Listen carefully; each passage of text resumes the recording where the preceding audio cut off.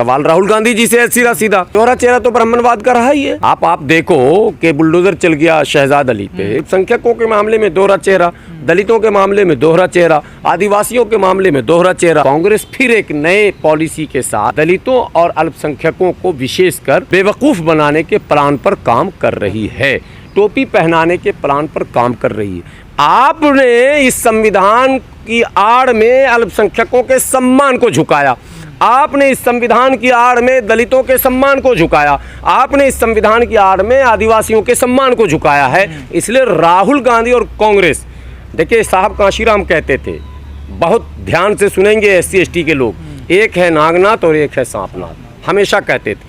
और साहब कांशीराम ने ऑन रिकॉर्ड 50 बार ये बात कही है कि पहले कांग्रेस का मिटना जरूरी है। अगर कांग्रेस नहीं मिटेगी तो भाजपा से आप लड़ नहीं सकते हो और भाजपा को परास्त नहीं कर सकते। और वही हुआ 2024 में। हम भाजपा को परास्त करना चाह रहे थे मगर हम कांग्रेस के साथ खड़े हो गए थे।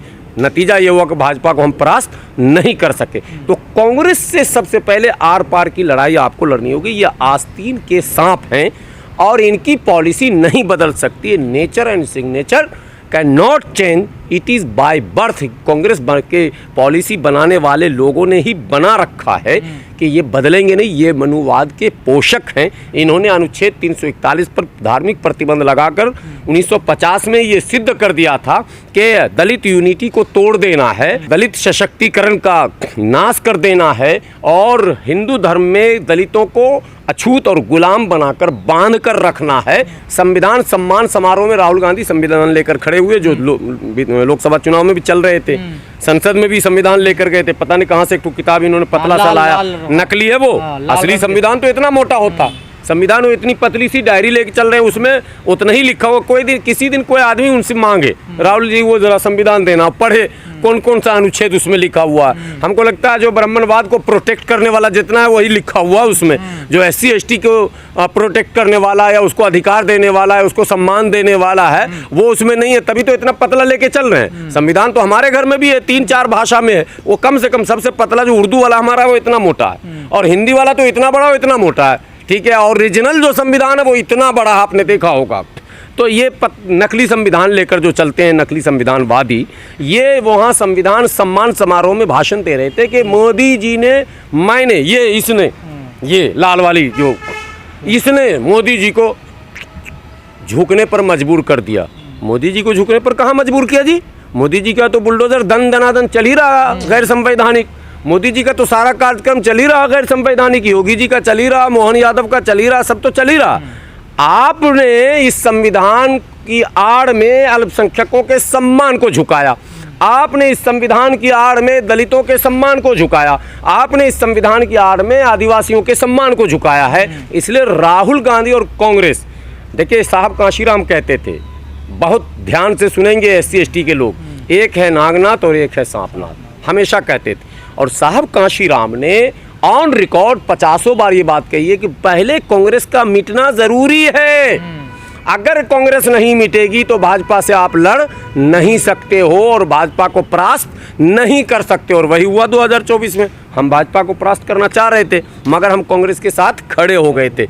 नतीजा ये हुआ कि भाजपा को हम परास्त नहीं कर सके। तो कांग्रेस से सबसे पहले आर पार की लड़ाई आपको लड़नी होगी। ये आस्तीन के सांप हैं और इनकी पॉलिसी नहीं बदल सकती है। Nature and signature can not change, it is by birth. Congress के पॉलिसी बनाने वाले लोगों ने ही बना रखा है कि ये बदलेंगे नहीं, ये मनुवाद के पोषक हैं। इन्होंने अनुच्छेद 341 पर धार्मिक प्रतिबंध लगाकर 1950 में ये सिद्ध कर दिया था कि दलित यूनिटी को तोड़ देना है, दलित सशक्तिकरण का नाश कर देना है और हिंदू धर्म में दलितों को अछूत और गुलाम बनाकर बांध कर रखना है, ताकि मुस्लिम दलित अगर इसमें शामिल हो गए तो मुस्लिम दलितों में जो एक भाव है सम्मान का, मस्जिद में हम सीना तान के जा सकते हैं, वो इनके अंदर भी आ जाएगा और ये सब एक जैसे हो जाएंगे। इनका फोर्स बढ़ जाएगा। इनके मसाइल पर जब प्रोटेस्ट होगा तो ये दोनों मिलकर आ जाएंगे।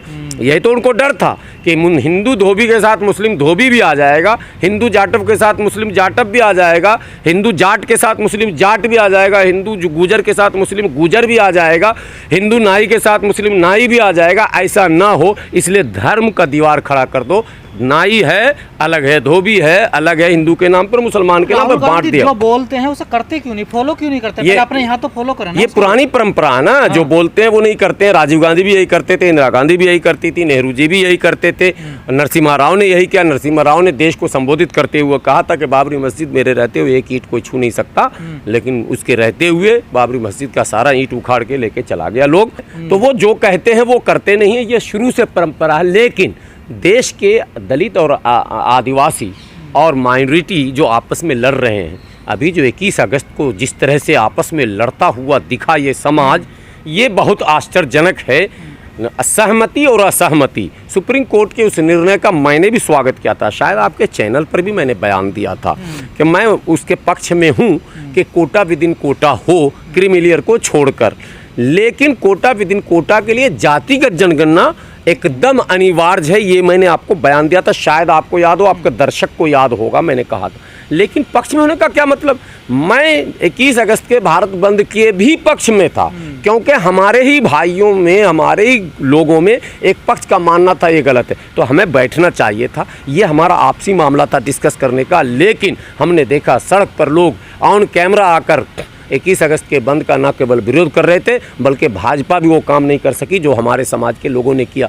तो भाजपा तो सफल हो रही, कांग्रेस तो सफल हो रही, हमें तोड़ रही, मुसलमानों में टुकड़े टुकड़े, दलितों में टुकड़े टुकड़े, आदिवासियों में टुकड़े टुकड़े। तो ये टुकड़े टुकड़े जो हम हो रहे हैं, इसीलिए राहुल गांधी, इसीलिए क्या कहते हैं नरेंद्र मोदी, इसीलिए वो तमाम मनुवादी विचारधारा के लोग लगातार मजबूत हो रहे हैं। हमको ये एक होना पड़ेगा। मतांतर हो सकते हैं, मतभेद हो सकते हैं, लेकिन मनभेद हमारा नहीं होना चाहिए, क्योंकि समस्याएं सबकी समान हैं और आवश्यकताएं सबकी एक हैं। सबको अधिकार चाहिए, सबको सम्मान चाहिए, सबको हिस्सेदारी चाहिए, सबको बराबरी चाहिए, सबको अधिकार चाहिए, सबको आबादी के अनुपात में हिस्सा चाहिए, ये सबका मुद्दा है।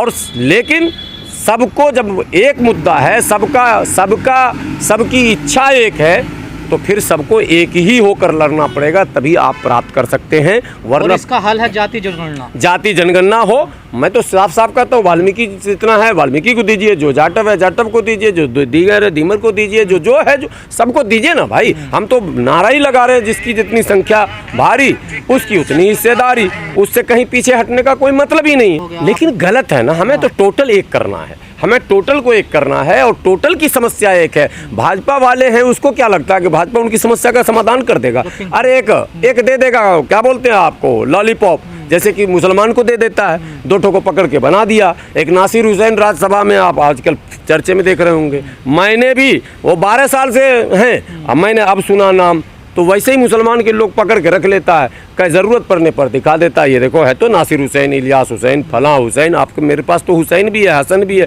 सब ये रखते हैं, ये गफूर शकूर सबको रखते हैं, ठीक है, ये अब्दुल को पाल के रखते हैं। तो ये तीतर पालते हैं, वही तीतर है वो वाल्मीकि समाज के लोग भी। तो तीतर की ज़रूरत नहीं ना, तीतर तो क्या कहता है, वो जो पालतू तीतर होता ना, दूसरा तीतर फंसाना हो तो उस तीतर को ले जाकर रख के और वो अपने समाज को आवाज़ देता है, ढिलो ढिलो सब आ गया और सबको जाल में फंसा लिया, फिर काट के खा लिया। आवाज में प्रोग्राम तो तीतर नहीं चाहिए हमें वो गुलाम चाहिए जो तोता गुलाम हो, जो रटा दिया वही रटना है। और सेकंडों में अगर पिंजरा का जरा सा भी गेट खुला, फुर्र होना चाहिए और अपने समाज में जाकर बोलना चाहिए। ये तोता की जिस बात को आपका डर सता रहा कि भाटिया समाज को, भी गाजियाबाद में 2 दिन पहले प्रोग्राम था चंद्रशेखर का, वहाँ पर काले झंडे दिखाए गए, मैं गया हुआ था, मैं नाश्ता साथ में किया था चंद्रशेखर के, और चंद्रशेखर जी के साथ नाश्ता करके मैं निकला और वो काफिला निकला, और 15 मिनट में मुझे ये खबर मिली कि फलां चौराहे पर झड़प हो गया, काले झंडे दिखाए जा रहे थे और इत्यादि इत्यादि।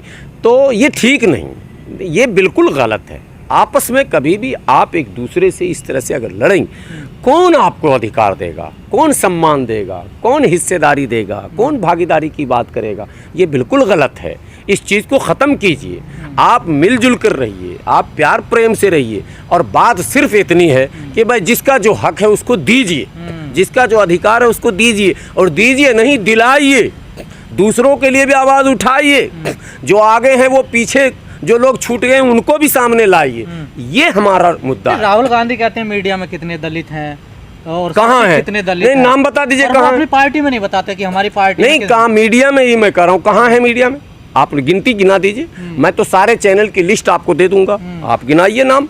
मैं तो कह रहा हूँ अफसरों के नाम गिनाइए, मैं तो कह रहा हूँ डॉक्टरों के नाम गिनाइए, मैं तो कह रहा हूँ पुलिस अफसरान के नाम गिनाइए, सारे आईपीएस के नाम गिनाइए, कीजिए ना सार्वजनिक। आईपीएस और आईएएस का ही लिस्ट बना दीजिए, उसी को सार्वजनिक कर दीजिए, हम वो भी देख लेते हैं। दिल्ली में जितने भी बड़े अस्पताल हैं, एम्स से लेकर और LNJP से लेकर, जीबी पंत से लेकर राम मनोहर लोहिया और सफदरजंग जो भी अस्पताल हैं, उनके सारे डॉक्टर्स और कंपाउंडर्स की सूची जारी कर दीजिए ना। सफाई कर्मचारी को छोड़कर साफ सफाई वाले को मत गिनिए, वो तो किस्मत में उसके मुकद्दर में है।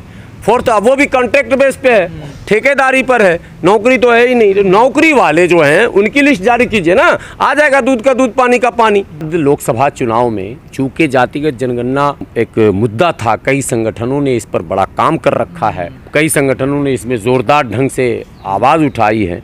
तो कांग्रेस को ये लगा कि हमारे पास चूँकि हिंदुत्व को काउंटर करने के लिए बहुत सारी चीज़ें हमारे पास नहीं है, तो कांग्रेस ने भी इंडिया गठबंधन बनाने के बाद अपने उस मैनिफेस्टो में, भाषण में जातिगत जनगणना को रखा।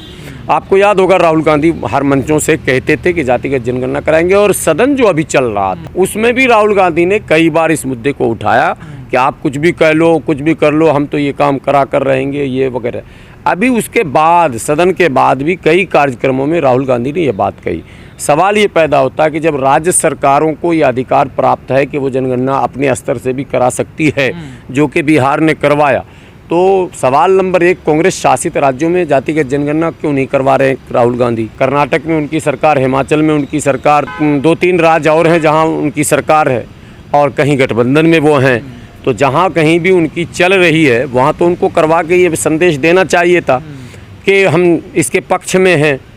दूसरा सवाल है कि 2011 से अब हम लोग 24 में आ गए, 2011 में भी जातिगत जनगणना हो चुका है, ये आपको बता दूं। हाँ, लेकिन उस जनगणना को ही सार्वजनिक नहीं किया गया। 1919 के बाद आज तक जातिगत जनगणना को सार्वजनिक नहीं किया गया, सिवाय बिहार के जनगणना के। तो आखिर क्या कारण है कि आप जनगणना करवा कर भी सार्वजनिक नहीं कर रहे हैं, और क्या कारण है कि आप जिन राज्यों में सत्ता में हैं वहाँ भी जनगणना नहीं करवा रहे हैं, और क्या कारण है कि इस मुद्दे को राजनीति से जोड़े भी हैं? इसका मतलब साफ है कि कांग्रेस फिर एक नए पॉलिसी के साथ दलितों और अल्पसंख्यकों को विशेषकर बेवकूफ़ बनाने के प्लान पर काम कर रही है, टोपी पहनाने के प्लान पर काम कर रही है। अभी राहुल गांधी जी का एक कार्यक्रम था, मैं आपको दिखाता हूँ। कार्यक्रम जो है इलाहाबाद में था, प्रयागराज, योगी के प्रयागराज, पुराने इलाहाबाद में। राहुल गांधी जी उस कार्यक्रम में पहुँचे हुए थे। उसमें जितने लोग थे, रिसीव करने से लेकर, मंच संचालन से लेकर, मंच चलाने से लेकर, तमाम व्यवस्था, टोटल पांडे, दुबे, चौबे, छब्बे और अजय राय, तो टोटल ब्राह्मण थे। उनके संगठन में जितने लोग, जिनकी नियुक्तियां हो रही हैं लगातार, वो टोटल अपर कास्ट लोगों की हो रही हैं। उनके 99 सांसद जो हैं, जिसमें अधिकांश वोट अल्पसंख्यकों का है, उसमें भी संख्या आज भी अपर कास्ट का ज़्यादा है। राज्यसभा में जो नियुक्तियां उनकी हो रही हैं, पदों पर जो नियुक्तियां हो रही हैं, उस सब में अधिकांश अपर कास्ट हो रहे हैं। जब जातिगत जनगणना की बात आप करते हैं तो आपको भागीदारी की भी बात करनी होगी, और अगर जनगणना नहीं हो पाता, केंद्र सरकार अड़ी हुई है, तो आप अपने संगठन में आबादी के अनुपात में, जनगणना हो या नहीं हो, दुनिया जानती है कि 90 और 10 का मसला है। आज से बहुत पहले बिहार की धरती से जिनकी हत्या कर दी, जगदेव जी की बात कर रहा हूँ, बाबू जगदेव प्रसाद की, कि 100 में 90 शोषित है, 90 भाग हमारा है।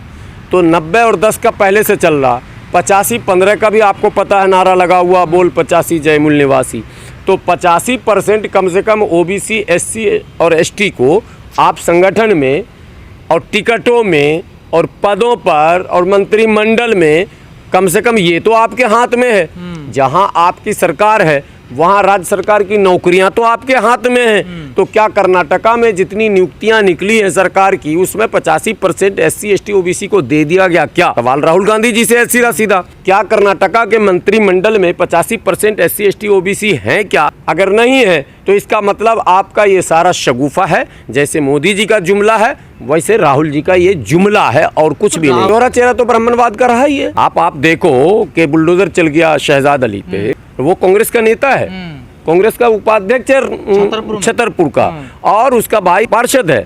तो और कांग्रेस परिवार के साथ ये घटना घटे और राहुल गांधी जो है रैली और धरना में व्यस्त हैं। राहुल गांधी को वहाँ जाना चाहिए। दिग्गी राजा जो दिग्विजय सिंह बात बात पर ट्वीट करने वाले, बयान देने वाले, विवादित बयान देने वाले, वो नहीं बोल पा रहे हैं। तो दोहरा चेहरा तो है। अल्पसंख्यकों के मामले में दोहरा चेहरा, दलितों के मामले में दोहरा चेहरा, आदिवासियों के मामले में दोहरा चेहरा।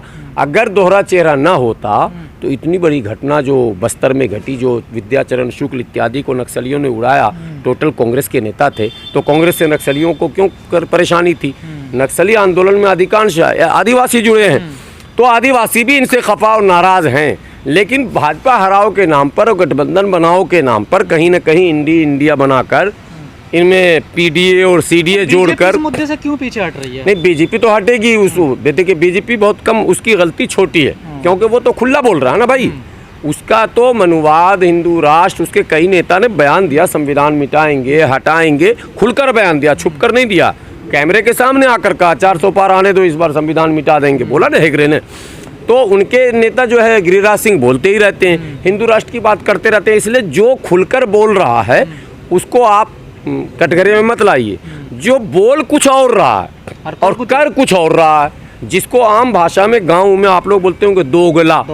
तो ये जो राजनीति में दोगलागिरी शुरू हुआ है, जो अल्पसंख्यकों को और दलितों को और पिछड़ों को और आदिवासियों को टोपी पहनाने और टोपी करने का जो सिलसिला शुरू हुआ है, इस पर विराम कैसे लगे, इसके लिए चिंता की जरूरत है। आपने प्रयागराज के प्रोग्राम का जिक्र किया, शायद जहां तक मैं ठीक हूँ वो संविधान बचाने को लेकर प्रोग्राम यस, संविधान सम्मान समारोह था। और उसमें कहा राहुल गांधी ने